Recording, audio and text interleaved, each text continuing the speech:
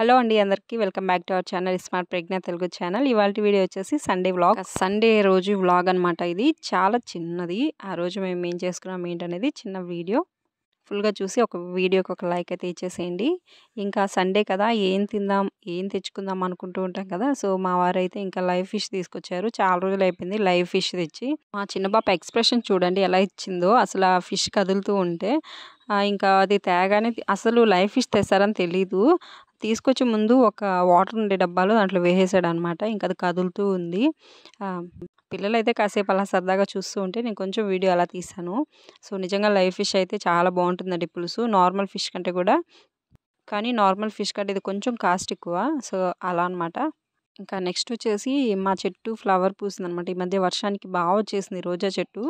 ఎంత బాగా వచ్చిందంటే అసలు వీటికి టీ పొడి ఇట్లాంటివి కూడా వేయడం వల్ల కొంచెం బాగా గ్రో అయిపోయింది చెట్టు అయితే. ఎంత బాగా ఫ్లవర్ కలర్ ఉందంటే చాలా నిండు కలర్ వచ్చింది. ఎక్కువ ఎండాకాలంలో అయితే అంత కలర్గా రాదనమాట, కొంచెం వాడిపోయినట్టుగా ఉంటుంది.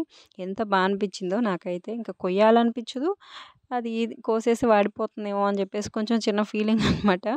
చెట్టుకుంటే చూసుకుంటూ ఉంటే కొంచెం బాగుంటుంది.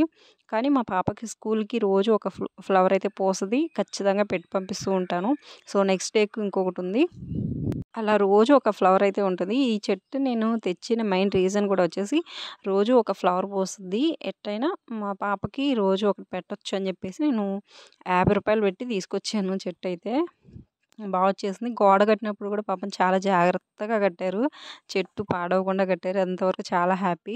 ఇంకా ఫిష్ కర్రీ కోసం చింతపండు నానబెట్టేస్తున్నారు మా అత్తమ్మ. ఇంకా కరివేపాకు లేకుండా అసలు చేపల కూర అస్సలు బాగుండదు. ఎందుకంటే అసలు ఆరోమానే రాదు. ఇంకా ఉప్పు, కారం, పసుపు ఇవన్నీ కలిపి పెట్టేశారనమాట. మామూలుగా అయితే మా వారు కట్ చేసుకొని తీసుకొస్తారు. కానీ ఆ రోజు కొంచెం టైం లేక ఫిష్‌నే తీసుకొచ్చేసారనమాట.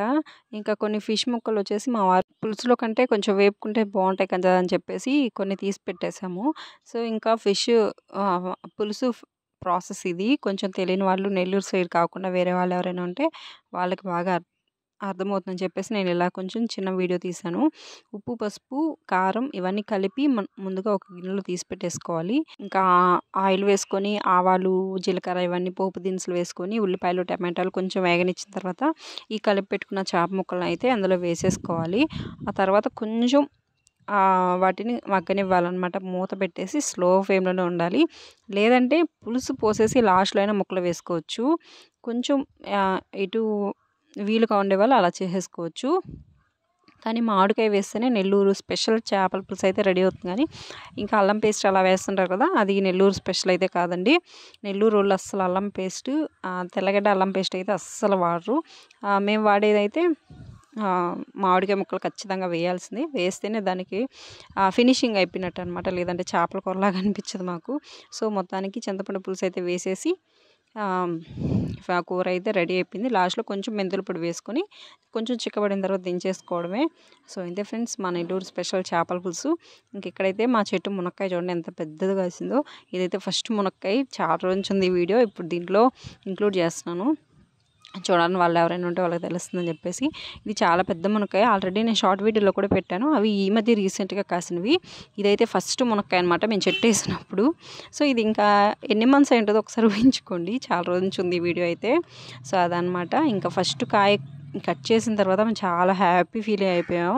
అందరం దాంట్లో ఫోటోలు తీసుకోవడం, ఎవరి హైట్ ఉందని చెప్పి చూసామన్నమాట.